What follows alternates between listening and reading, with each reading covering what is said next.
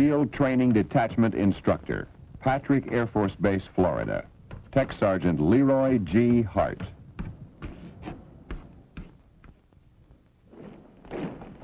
NCO Academy Instructor, Bergstrom Air Force Base, Texas.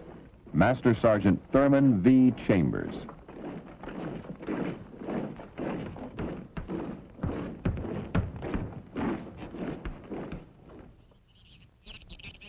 Airborne Voice Processing Specialist, Kadena Air Base, Okinawa. Senior Airman Ronald J. Fontanez.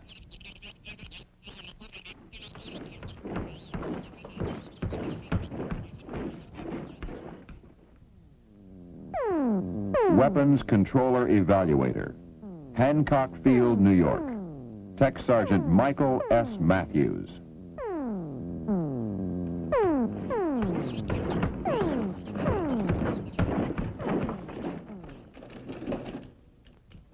Auditor, Langley Air Force Base, Virginia. Master Sergeant Gilbert S. Reddings.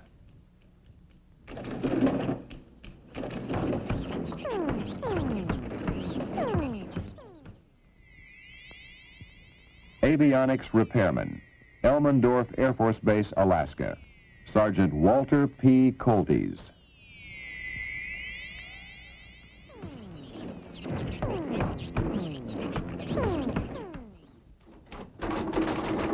Administrative Technician, Ramstein Air Base, Germany. Staff Sergeant Mary A. Cackley.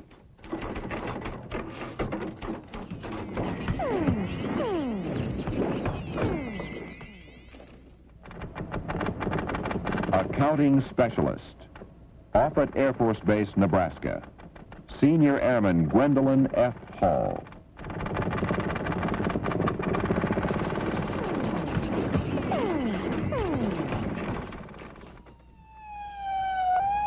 Security Policeman, Zaragoza Air Base, Spain.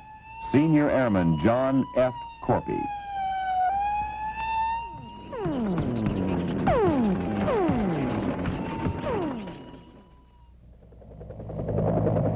Pararescue Recovery Technician, Elmendorf Air Force Base, Alaska. Master Sergeant Terry L. Wetzel.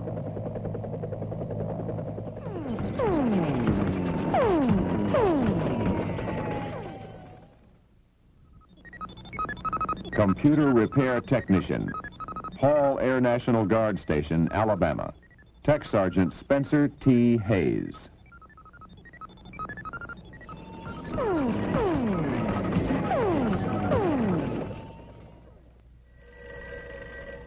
Deputy Commandant, NCO Academy, Kirtland Air Force Base, New Mexico. Chief Master Sergeant Eugene E. Barnes.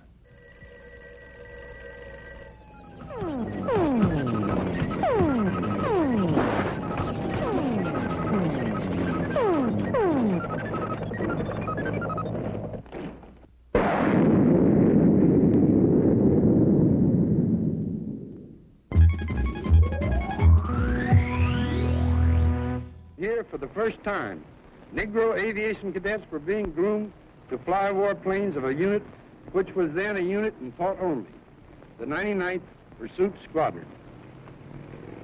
These men were pioneers of a venture so new that you who stand here before me now, after 3 years, may still be considered forerunners in the movement which has given you a place in the fighting men of the sky.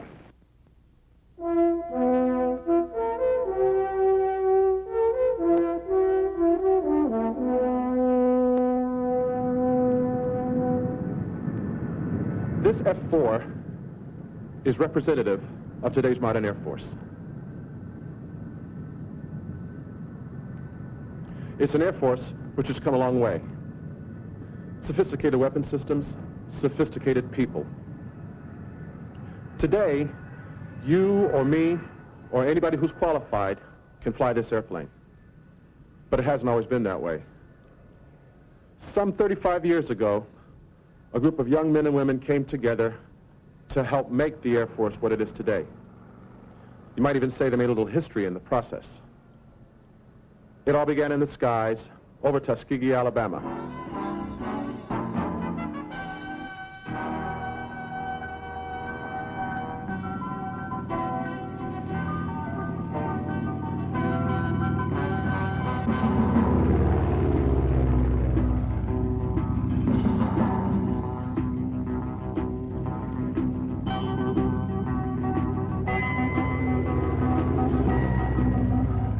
remember Tuskegee because they started what they call the civilian pilot training program amongst 5 black colleges.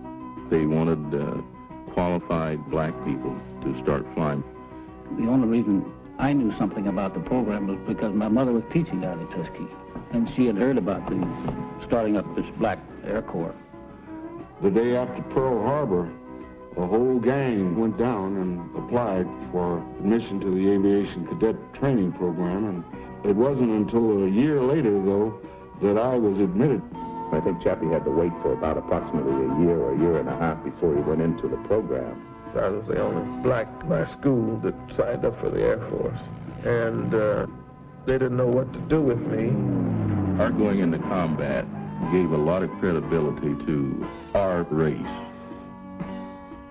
One of the prime contributors to leadership in the early part of the flying program was Chief Anderson. There we are, standing on the southeast northwest runway of what used to be Tuskegee's Army Air Field. Here's where the cadets came after finishing in the Roten Field to take the advanced training. They're housed here in barracks up on the hill there. Barely see some of the old chimneys standing where the barracks used to be. Over behind this hill here was headquarters. And there's the original building that was built here at the beginning of the Army Air Force training program.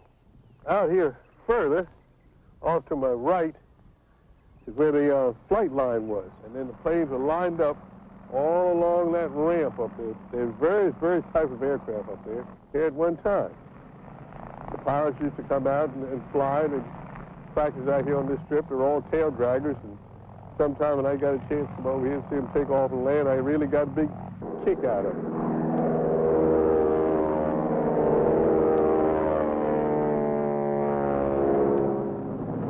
It really does bring back old memories. Because most of the fellows over here who flew over here came through the Bowden Field. They being a chief pilot over there, I got acquainted with them, and I always look forward to seeing them get their wings, which most of them did. There was a great desire among a number of blacks to get into aviation. And this was about the only place that they could come to where they had an opportunity to learn something about flying. I myself applied for flying training way back in 1935. I was 18 when I went into the program, 19 when I became a pilot.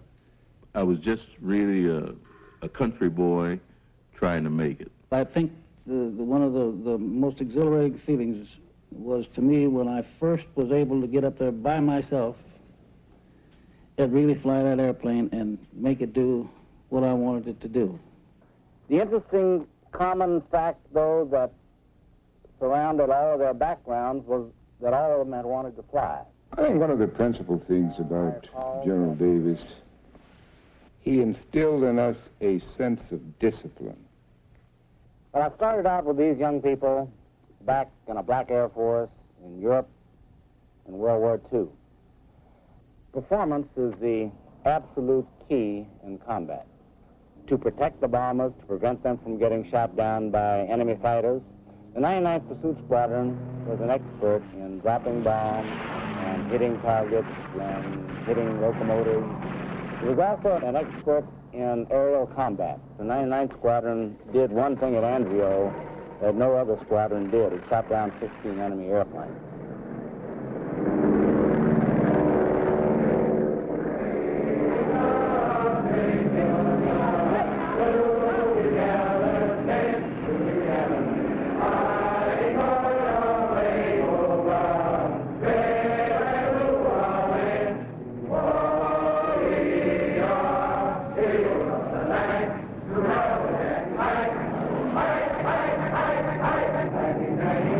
We had quite a bit of competition amongst the squadron trying to make ace. And we had a few that came near. When we did get into scraps, we got some real good ones, and we had quite a few decorations. Yesterday, I fulfilled one of my ambitions as a combat pilot. I got one airplane, and the second kit was me, and 2 Focke-Wulf came on my right. I turned right and put up a stone wall of The primary mission then was bombing strategic targets like Ploesti, and we flew one mission there that took us all the way up to the Czechoslovakian Polish border. About 1,500 miles. It was the longest mission I ever flew. I think I logged 7 hours and 25 minutes. But I think it's safe to say that the Germans knew about us and respected us. We were the only outfit that didn't lose a bomber. That's a historical The only fact. outfit. 332nd Group. Air Force. Never lost.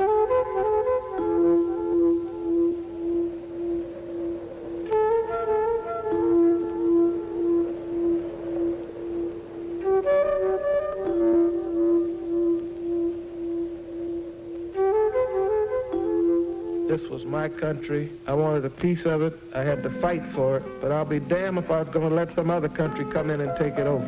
In the heat of that war, the adrenaline started flowing. You wanted to go and see what was going on, and it was an adventure. We know that there's sociological problems out there, but these are the things that we were learning to fight against. And we felt that the country needed us, and so therefore we wanted to do our part. I would have liked a different arena in which to operate, but since it wasn't there, I persisted. I don't think that I could have succeeded as dramatically in another career field during that period of time.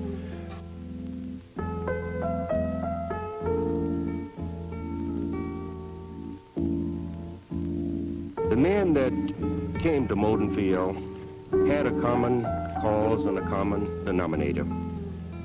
Their intent and purpose was to live down the adage that the black did not have the capabilities to fly nor perform in leadership roles. These men lived to see a goal reached of which they all dreamed. We all remember General Chappie James. Now, it was in 1943 that I completed flight training at Tuskegee Institute, Alabama. We've come a long way since then. In the early days at Tuskegee, in addition to the already difficult job of flying, we trained under the additional pressures of segregation. But we had no time for self-pity or despair. We were too busy preparing ourselves for a career of service to our nation. The state of our fully integrated Air Force today is a pretty good indication that we did a good job. But that doesn't mean that the future will be a rose garden, or that there will not be other obstacles to overcome. Freedom must be repurchased by every new generation. When the Tuskegee flying program was offered to America's black youngsters, we were ready. We had prepared ourselves for this opportunity, and when it presented itself, we grabbed it with both hands. Prepare yourself so that when your Tuskegee appears, you will be ready.